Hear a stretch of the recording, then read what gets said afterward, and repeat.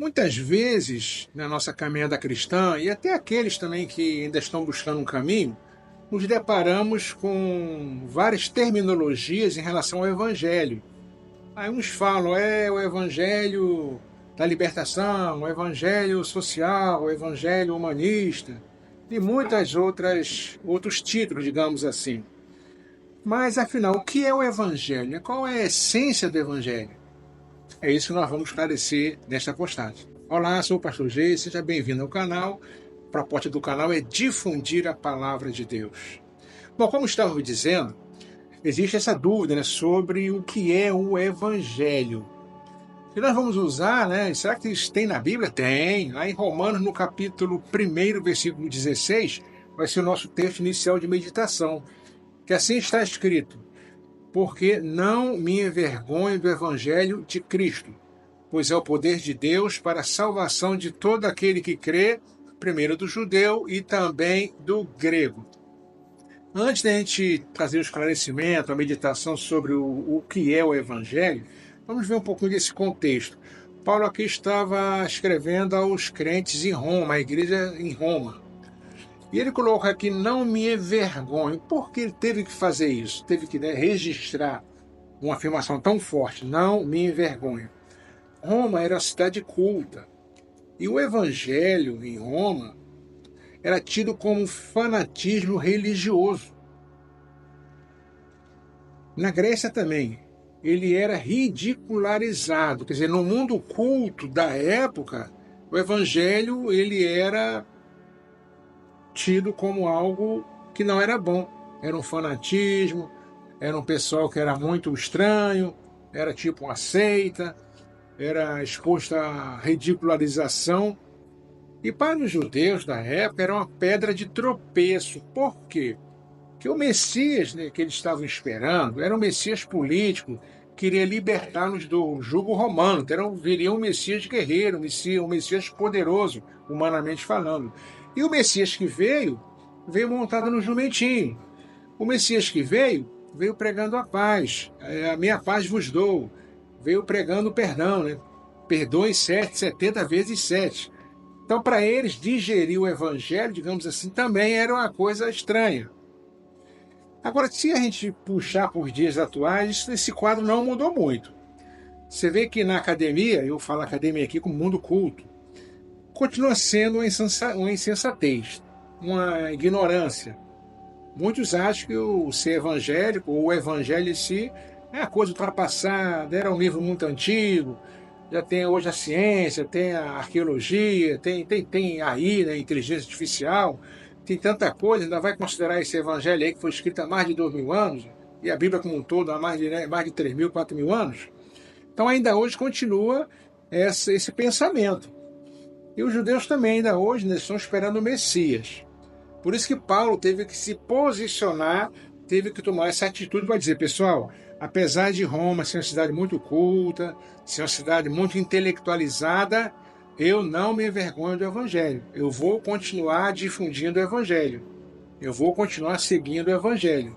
E eu creio que isso aí já é um primeiro ensinamento para a gente. Continuarmos seguindo o Evangelho de Cristo.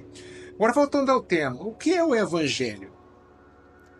Poderíamos aqui embasar nossa fala em várias afirmações teológicas e até mesmo acadêmicas, mas a gente prefere a palavra de Deus porque até a proposta do canal é essa, difundir a palavra. E usando esse mesmo texto de Romanos 1,16, porque não me envergonho do Evangelho de Cristo, pois é o poder de Deus. A Bíblia respondeu, o Evangelho é o poder de Deus.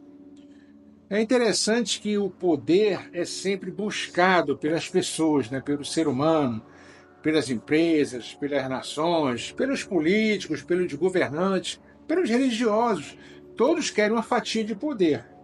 E já tivemos ao longo da história muitos personagens que até impactaram o mundo todo com guerras, revoluções por causa da busca do poder, da hegemonia.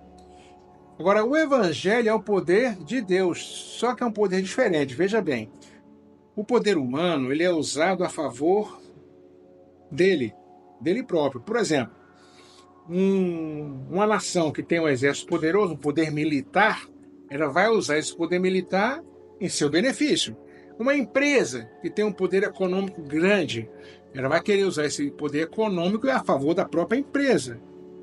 É um político, e outros exemplos nós podemos verificar na prática que quem fecha o poder normalmente vai usar esse poder em seu benefício, benefício de seus amigos, daqueles que eles conhecem. Agora o poder de Deus é diferente, porque aqui mesmo na palavra diz, é o poder de Deus para quê? Para salvação. O poder de Deus não é usado para Deus. Deus já tem poder, Deus é o próprio poder. Ele usa para outros, ele usa para outrem, quer dizer, ele usa para o ser humano. Olha a diferença. Poder humano é usado em benefício próprio.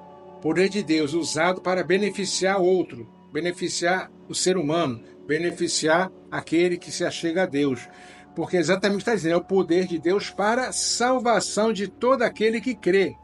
Primeiro do judeu, também do grego, né? Que o evangelho está escrito, que ele veio, Jesus veio para o que era seu, e os seus o rejeitaram. Aí o evangelho se expandiu. Veio para nós também, gentios, não judeus. Hoje o evangelho quebrou a barreira entre judeus e não judeus. O evangelho é para todos nós, para toda a humanidade. Agora, o evangelho, portanto, é o poder de Deus para a salvação, para a transformação, para a religação do homem com Deus, homem aqui no sentido genérico, para que propicie uma transformação de vida, um novo nascimento. Esse é o Evangelho, poder de Deus. Essa é a essência do Evangelho. É um poder de tal forma que ele transforma o homem.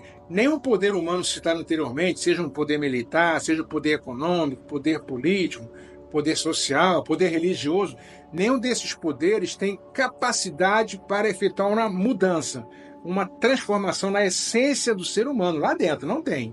Só o Evangelho é o poder de Deus para salvação. Inclusive, salvação de quê? Vou deixar um link aqui para nós já abordamos um tema sobre isso. Salvos de quê? Salvos, né, do poder do diabo, poder do pecado e salvo da ira futura. Clica no link aí que você vai entender melhor, se você se interessar, tá bom? Tá bem interessante.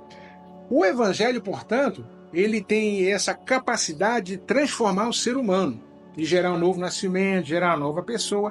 Fisicamente, a pessoa vai continuar a mesma, também nas suas emoções vai continuar a mesma, só que ela vai ter lá dentro a essência da semente da palavra de Deus, do Evangelho, que é o poder de Deus para salvação, para transformar. Um outro ponto interessante que podemos comentar aqui é que o Evangelho sempre está relacionado a Deus. Então, se você está pregando um Evangelho que não está linkado com Deus, ou se você está num local que está sendo divulgado um Evangelho que não está ligado com Deus, que não está relacionado, ou você está escutando uma mensagem dita evangélica, que é o Evangelho, mas não está relacionado, né, grudado com Deus, não é o Evangelho de Deus. Veja bem Romanos 1,16 e Efésios 1,13, lá está bem claro qual é o evangelho da salvação. E salvação é algo relacionado a Deus. Salvação não é do homem, salvação não é da terra.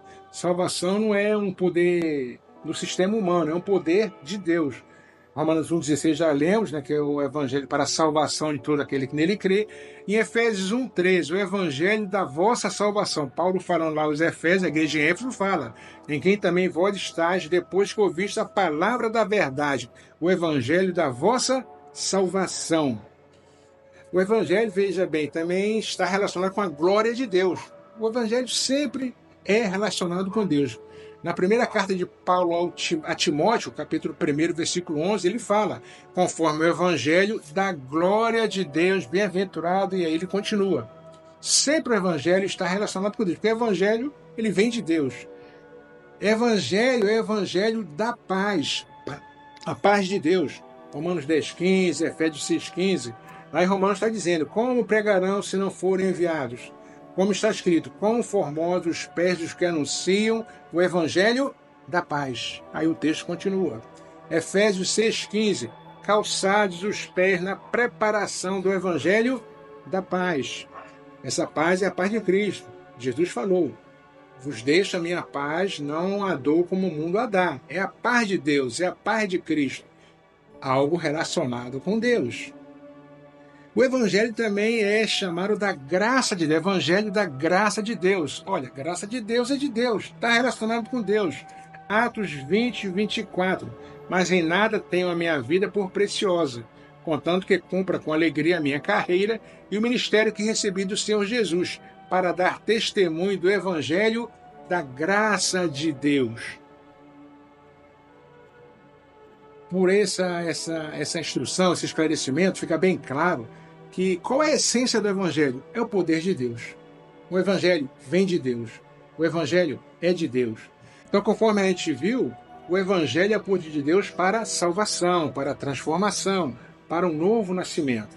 E a palavra de Deus, ela nos deixou uma advertência muito severa para aqueles que estão anunciando um outro tipo de evangelho, que não é o poder de Deus para a salvação, para aqueles que estão tentando mudar o evangelho, porque o quadro não mudou. Veja só, lá na Roma Antiga, na Grécia Antiga, o evangelho ele era ridicularizado, ele era considerado algo de fanatismo religioso. Ainda hoje esse quadro é semelhante. Hoje o evangelho é considerado algo de fanáticos, algo radical, algo intolerante. Então o quadro não mudou e por isso alguns tentam adequar o evangelho a essa realidade. Só que está escrito na palavra de Deus que em Deus não há mudança nem sombra de variação. Consequentemente, o evangelho que é de Deus, a gente viu que o evangelho é o poder de Deus, ele não pode ter nem sombra nem mudança de variação. E qual é a advertência? Como eu sempre digo, Deus joga limpo.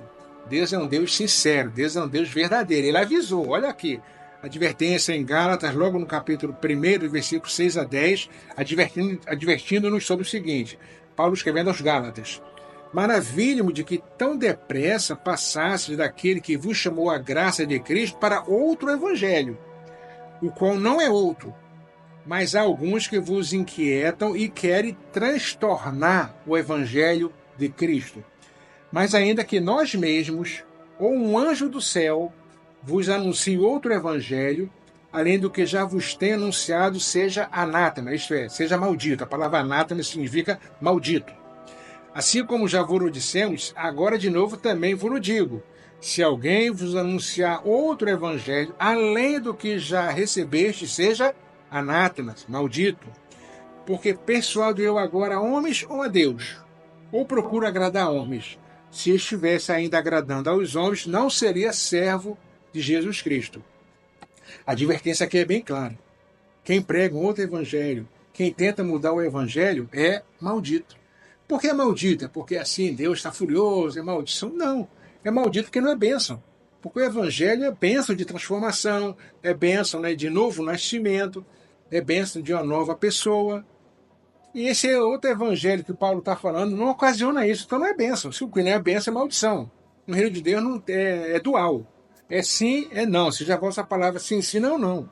O que passa disso é de procedência maligna. Não, esse evangelho ele aqui ele atende, aqui não atende. Então é procedência maligna. O evangelho é sim, sim, ou não, não. O evangelho é sim, sim, ou não, não. Não pode ter meio termo. O evangelho é esse aqui que nós estamos difundindo porque é a palavra de Deus. É o poder de Deus para a salvação. Podemos finalizar te fazendo um convite para você aceitar esse evangelho. Um evangelho tão poderoso, que é um poder que não é usado para a destruição, é um poder que não é usado para subjugar, para ter uma hegemonia, como é o poder humano, né, para escravizar, não. É um poder para libertar, é um poder para trazer nova vida, é um poder para ocasionar uma transformação de dentro para fora. E também, se porventura você está anunciando outro evangelho, ou você está aceitando outro evangelho, tenha cuidado, preste atenção no que a palavra de Deus diz, na advertência que a palavra de Deus faz para todos nós. Se você gostou desse conteúdo, dessa mensagem, deixe seu like, deixe um comentário também, até uma dúvida, e também faça a inscrição para você não perder outros conteúdos. Deus te abençoe e obrigado.